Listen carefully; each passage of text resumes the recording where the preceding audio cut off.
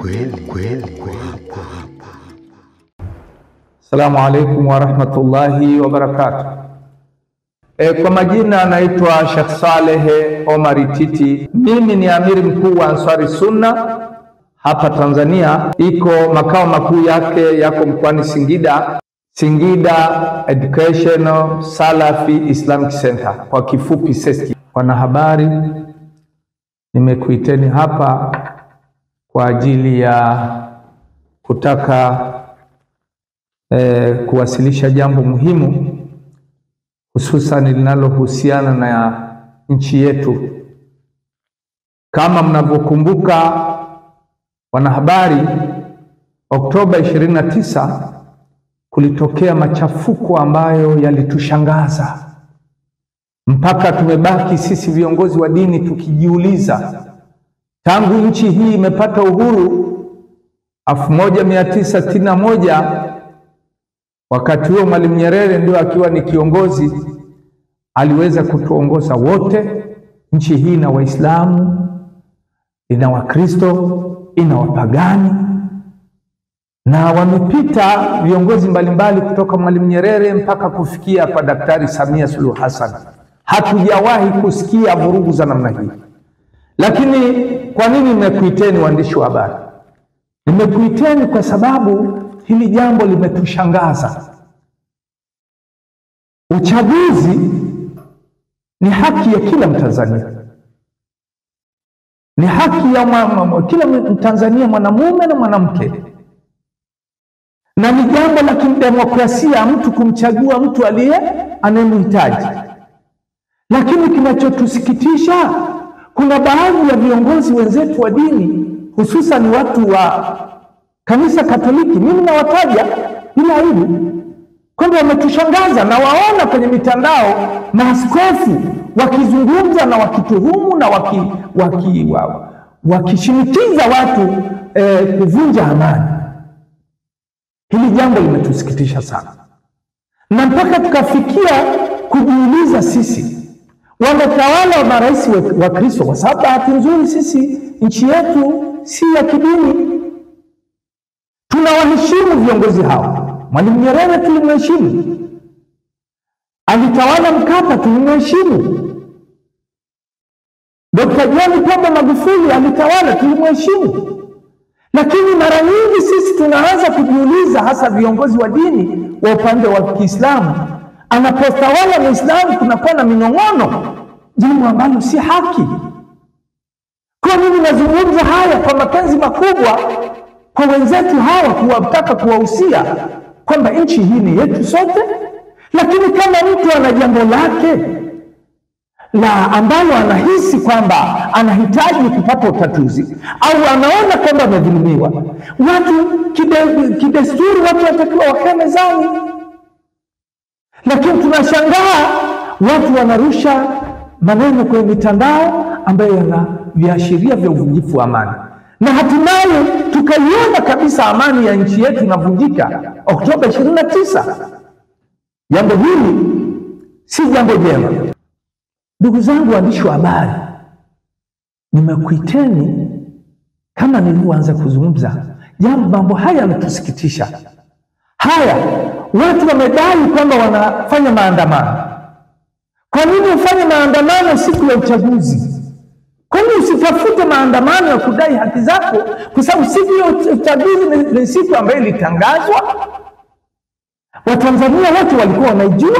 Sasa wewe unapokuja kutuambia unataka kuandamana siku ya uchaguzi, maana yake huandamani, unaleta vurugu.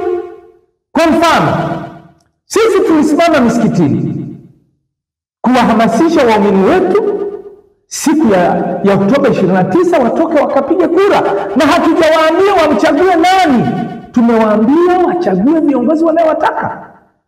Sasa tunajiuliza, Oktoba 29, mbona haya maandamano ambayo yalisemekana yamefanywa pia ikawa ni kinyume chake? Watu wameingia kuharibu mali za watu, watu wameingia kuvunja vituo vya mabasi, kuvunja mabasi, kuchoma mabasi ya watu. Sasa hiyo ni haki kweli? Kwa hiyo kitendo hichi, ndugu zangu, ni kitendo kibaya ambacho hakitakiwi sisi kama viongozi wa dini kuweza kuvinyamazia vitendo hivi, na ni lazima tusimame tumsaidie Mheshimiwa Rais kukemea haya anayefanya. Mali za watu zimeharibiwa, vituo vya mafuta vya watu vimechomwa moto. Sasa hii ndio haki, kuharibu mali za watu?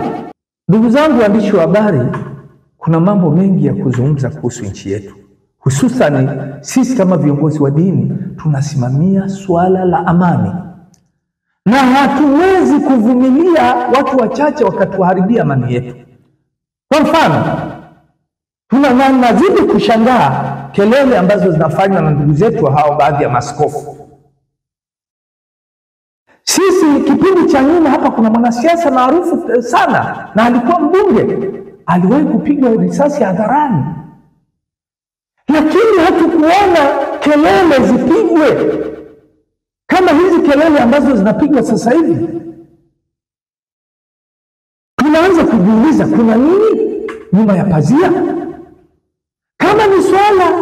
Kama ni swala kudai haki za watu, mimi ninasema hivi, ni kila kiongozi wa dini, ushauri wangu, tunatakiwa tukae mezani na watawala, na hatujaamriwa sisi na vitabu vyote vya dini kwamba kuwahalifu viongozi.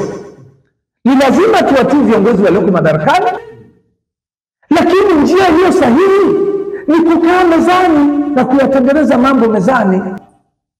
Ombi langu, ninawaomba viongozi wote wa dini, hususan wenzetu wa upande wa pili, wanakuwa na chuki anapokuwa ametawala Muislamu, jambo ambalo mimi nalishangaa sana.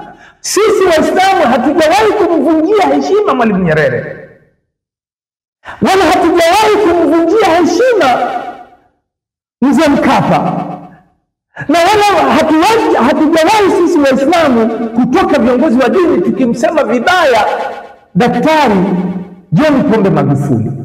Tunatambua ni viongozi wetu, lakini sisi tunawashangaa baadhi ya viongozi hasa wa Kikatoliki wanakuwa na chuki wanapoona sisi viongozi wetu, ndugu zetu wametawala wale wa upande wetu wa Kiislamu, jambo ambalo ndugu zangu mimi nawaasa si jambo zuri. Sisi nchi yetu ni nchi yetu wote, sote tunapaswa kushirikiana kwa pamoja, na sisi Tanzania hatujawahi kuwa na ubaguzi wa kidini, tunafanya mashirikiano. Kwa ni waombe ndugu zangu wa upande wa pili, hebu tujaribuni kutumia busara, tujaribuni kusimama kama viongozi wa dini. Na kiongozi wa dini hatakuwa ni mtu wa kutaajabiwa.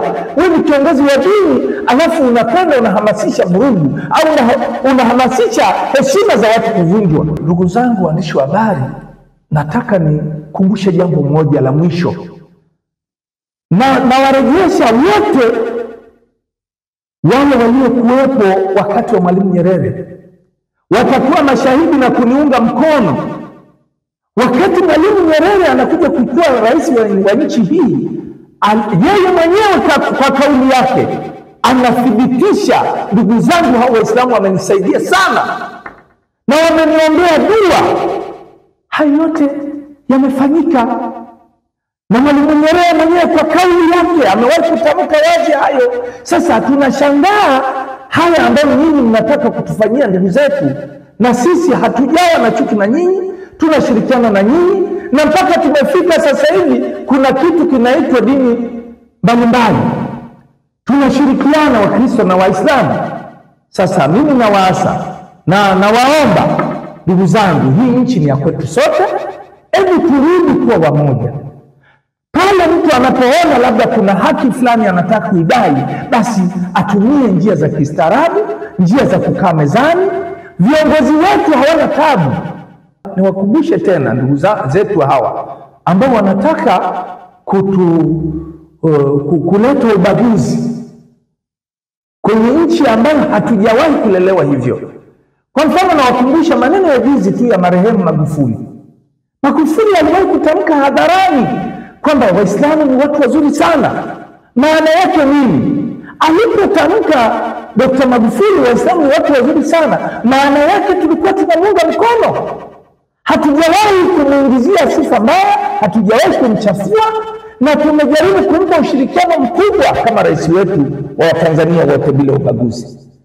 Kwa hiyo mimi nikuombeni ndugu zangu, wale wote ambao mna nia ya kutaka kuleta sura ambayo itakuwa inatuchafulia heshima ya nchi yetu. Kumbukeni nchi yetu Tanzania imekuwa ni katika nchi zote za Afrika, imekuwa ni nchi ya mfano, ni kisiwa cha amani.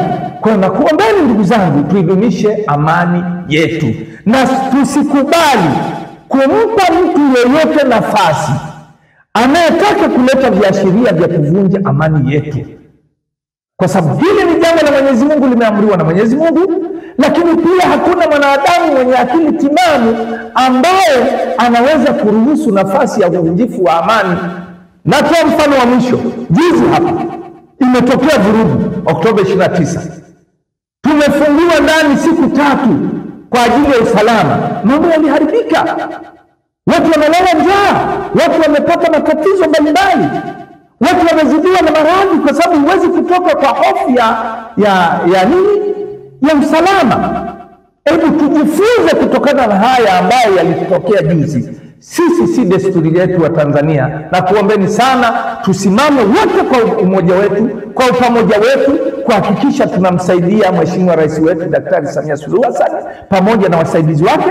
Tuwaache waweze kutusimamia, watutendee katika yale ambayo tunasema kwamba tunatarajia serikali yetu itutendee, na tuna imani na serikali yetu, na tunajua watatutendea yale yote ambayo tunayahitaji. Na kama kuna mambo yatakuwa na mapungufu, wao ni wanadamu, tuwakumbushe kwa njia nzuri, tukae nao mezani kwa njia nzuri. Kwa mimi ninawaasa ndugu zangu, hebu turudi kwenye utanzania wetu.